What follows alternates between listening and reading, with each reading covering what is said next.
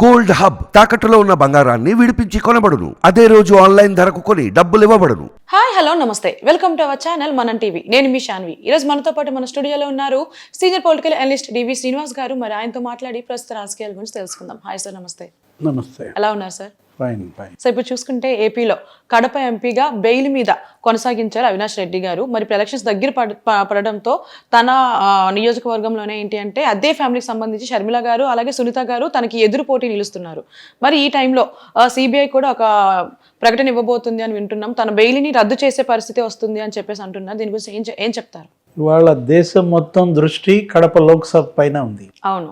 ఎప్పుడైతే అక్కడ కాంగ్రెస్ అభ్యర్థినిగా రాజశేఖర రెడ్డి కుమార్తె షర్మిల పోటీ చేస్తోందో ఆమె ఇంటింటికి ప్రచారం చేస్తోంది.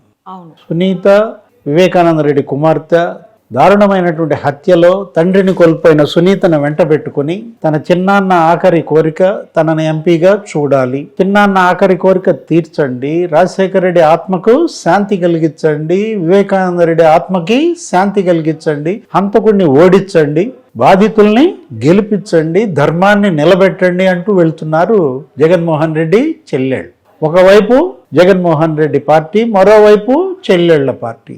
ఇవాళ కడప ప్రజలు ఎవరికి ఓటేస్తారు, ఎవరిని గెలిపిస్తారు? కడప అంటే ఫ్యాక్షన్. ఒకప్పుడు దేవుడి గడప.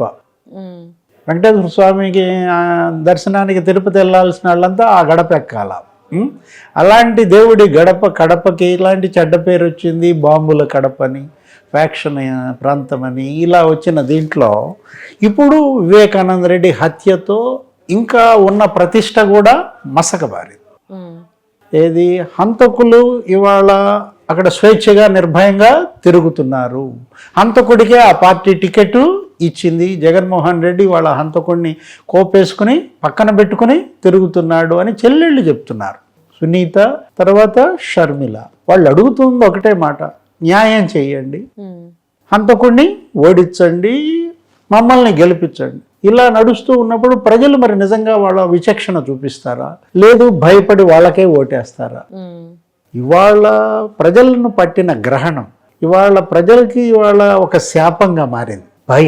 భయం నీడలో ఇవాళ జనం అల్లాడిపోతున్న దీంట్లో జనం ఆ భయాన్ని అధిగమించి నిర్భయంగా రేపు ఓటేయగలరా? ఓటర్లు నిర్భీతిగా తమ ఓటు హక్కు వినియోగించుకునేటటువంటి స్వేచ్ఛాయుత పారదర్శక ఎన్నికలకు కేంద్ర ఎన్నికల సంఘం తోడ్పడగలదా? ఎప్పుడు నువ్వు నిర్భయంగా ఓటేయగలవు? నీకు రక్షణ ఉంటే, నీకు ప్రభుత్వం ఎన్నికల సంఘం రక్షణ కల్పిస్తుంది అన్నటువంటి ధీమా నీలో భరోసా వస్తేనే కదా నువ్వు వెళ్ళి నిర్భయంగా ఓటేయగలవు. అలాంటిది వాళ్ళు కల్పించాలా కేంద్ర ఎన్నికల సంఘం, కేంద్ర ప్రభుత్వం. ప్రజల్లో ఆ నమ్మకాన్ని కల్పిస్తే కనుక నిజమైన ప్రజా తీర్పు ఆంధ్రప్రదేశ్లో కడపలో కూడా వస్తుందన్నమాట. ఇప్పుడు అవినాష్ రెడ్డి ఇవాళ బెయిల్పై ఉన్నాడు. ఇవాళ అవినాష్ రెడ్డి అరెస్టు కూడా అది రికార్డెడ్. ఇది నిజమైన అరెస్టు కాదు. అరెస్ట్ చేశామని ఏదో పేపర్ మీద రాసుకున్న పరిస్థితి. అరెస్ట్ చేయడానికి ఆయన్ని కర్నూలు హాస్పిటల్ దగ్గరికి వెళ్తే 3 రోజులు సిబిఐ ఆఫీసర్లు గెస్ట్ హౌస్లో ఉన్నా అరెస్ట్ చేయలేకపోయారు. మొత్తం వైసీపీ కార్యకర్తలు, నాయకులు, ఎమ్మెల్యేలు, మంత్రులు హాస్పిటల్ చుట్టూత వేలాది మంది మోహరించి సిబిఐనే సవాల్ చేశారు. సిబిఐ తోకముడిచింది. అక్కడ ఎస్పీ చేతులు ఎత్తేసాడు. కర్నూలు ఎస్పీ, నేను లా అండ్ ఆర్డర్ తప్పితే నేను కంట్రోల్ చేయలేనన్నాడు. అవినాష్ రెడ్డిని అరెస్ట్ చేయలేక వెనక్కి వచ్చేశారు. అలాంటి పరిస్థితుల్లో ఎప్పుడో కోర్టు వాయిదాకి అటెండ్ అయినటువంటి అవినాష్ రెడ్డిని ఏదో అరెస్ట్ చూపించాం, బెయిల్ ఇచ్చేసాం, వెళ్ళండి అన్నట్టుగా ఏదో రాసుకున్నారు. ఇప్పుడు అతను అక్కడ నామినేషన్ వేసి రేపు పొద్దున పోటీ చేస్తున్న పరిస్థితి. ఇప్పుడు అసలు ఆయన బెయిల్ రద్దు అయితే ఏంటి అని అడిగాం. అవును. అవినాష్ రెడ్డి బెయిల్ రద్దు కనుక జరిగినట్లయితే, అది సుప్రీంకోర్టు నుంచి ఆదేశాలు కనుక వస్తే, అప్పుడు ఆయన జైలుకి వెళ్ళటం జరిగితే, ఇప్పటికీ వాళ్ళ నాన్న జైల్లోనే ఉన్నారు భాస్కర్ రెడ్డి, వీళ్ళందరూ కూడా. ఆ దేవిరెడ్డి శివశంకర్ రెడ్డి బెయిల్ ఒకటి, ఈ బెయిల్ ఒకటి రద్దు చేయమని సునీత సుప్రీంకోర్టుకి వెళ్ళింది. అదే జరిగితే అప్పుడు ఇక్కడ అభ్యర్థిని కూడా మారుస్తున్నారన్న ప్రచారం కూడా జరిగింది. ఎవరు? అవినాష్ రెడ్డి కాకుండా ఇప్పుడు ఈ చెల్లెళ్ళ ఉపద్రవం తప్పించుకోవాలి కదా. చెల్లెళ్ళు హంతకుడి పార్టీ కావాలా, బాధితుల పార్టీ కావాలా, హంతకుడికి ఓట్లు వేస్తారా అని ఇంటింటికి తిరుగుతుంటే వీళ్ళు ఎక్కడ నా కొంప ముంచుతారు అని జగన్మోహన్ రెడ్డి కంగారు పడిపోయి అసలు అవినాష్ రెడ్డినే మార్చేస్తున్నాడు. ఇలా ప్రచారం జరుగుతుంది. అవును. ఎవరు అతని ప్లేస్లో ఎవరు అభిషేక్ రెడ్డి, వాళ్ళ ఫ్యామిలీకి వైఎస్ అభిషేక్ రెడ్డిని ఒక డాక్టర్ అక్కడ అతన్ని దించుతున్నారన్న కూడా మనం చూసాము సోషల్ మీడియాలో, ఇంకా ఒక సెక్షన్ ఆఫ్ మీడియాలో కూడా. ఎవరి వైఎస్ అభిషేక్ రెడ్డి? భాస్కర్ రెడ్డికి తమ్ముడి మనవడు. అంటే భాస్కర్ రెడ్డి జైల్లో ఉన్నాడు, అవినాష్ రెడ్డి తండ్రి వాళ్ళ తమ్ముడు ప్రకాష్ రెడ్డి కొడుకంట. వీళ్ళిద్దరు భార్యాభర్తలు ఇద్దరు డాక్టర్స్. వీళ్ళు వైజాగ్లోనూ ఇక్కడ ప్రాక్టీస్ చేసుకునే వాళ్ళు. గత కొంతకాలంగా వాళ్ళు కూడా పులివెందులో చూస్తున్నారు. జగన్మోహన్ రెడ్డి తరఫున అతన్ని ఏదో 2-3 మండలాలకు ఇన్ఛార్జిగా పెట్టారు. ఏది, జగన్మోహన్ రెడ్డి సీఎం కాబట్టి ఈయన చూసుకుంటా అక్కడ పార్టీని, జగన్మోహన్ రెడ్డిని అక్కడ చేసుకుంటూ వస్తున్న దీంట్లో ఒక 2-3 మండలాలు అభిషేక్ రెడ్డికి బాధ్యత అప్పచెప్పారు పులివెందుల అసెంబ్లీలో. అతను డాక్టర్ గారు అన్న దీంట్లో అక్కడ ప్రజలతో మింగిల్ అవుతున్నాడు. ఇంకొక విషయం ఏంటంటే, ఇదే అభిషేక్ రెడ్డిని సిబిఐ కూడా విచారించింది. వివేకానంద రెడ్డి హత్య కేసులోనే సిబిఐ ఇతను కూడా ఎంక్వైరీ చేసింది, ఈ డాక్టర్ గారిని కూడా. అప్పుడు కూడా గమ్మత్తుగా ఏమని ప్రచారం జరిగింది, ఈ గుండెపోటు అని చెప్పింది ఈయనే.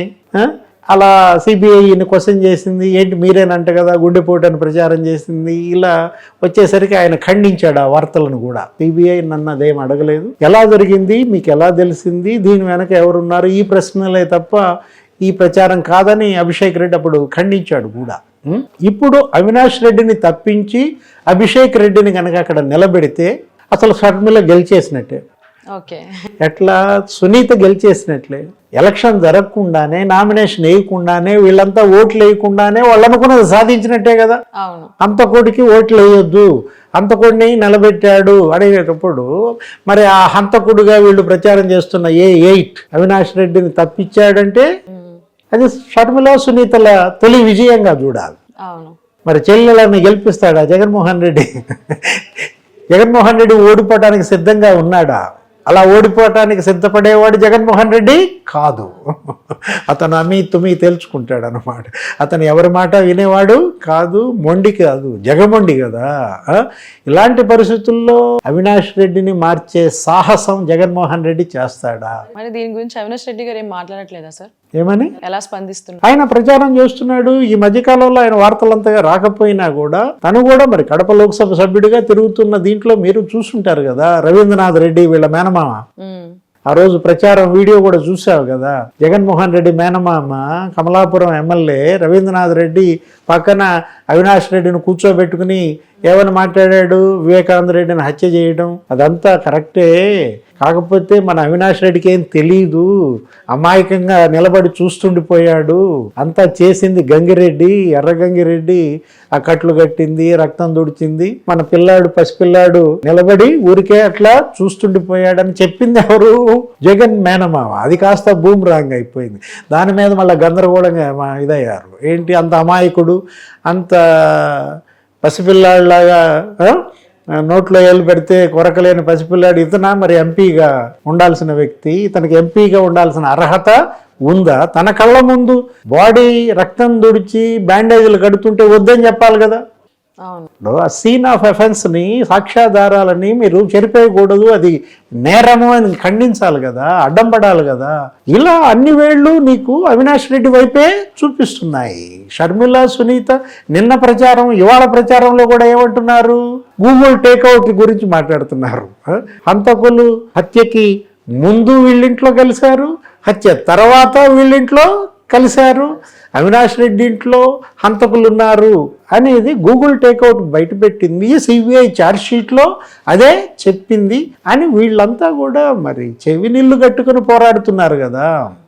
ఇప్పుడు రాజశేఖర్ రెడ్డి కూతుర్ని గెలిపిస్తారా, లేదు రాజశేఖర్ రెడ్డి తమ్ముడిని చంపినాళ్ళని గెలిపిస్తారా అనేది వాళ్ళ కడప లోక్సభ ఓటర్ల ముందున్నటువంటి ఛాలెంజ్ అనమాట. యా సార్, మరొకప్పుడు చూసుకుంటే రాజశేఖర రెడ్డి గారు ఉండే టైంలో ఏంటి అంటే కడప మొత్తం కాంగ్రెస్ కంచుకోటగా ఉండేది. ఆ తర్వాత వైఎస్ రాజశేఖర రెడ్డి గారు వచ్చిన తర్వాత వైసీపీ కంచుకోటగా మారింది. మరి ఇప్పుడు కాంగ్రెస్ వైపు వెళ్తుందా లేదంటే వైసీపీ వైపు వెళ్తుందా అనేది వేచి చూడాలి. Thank you so much sir. నమస్తే.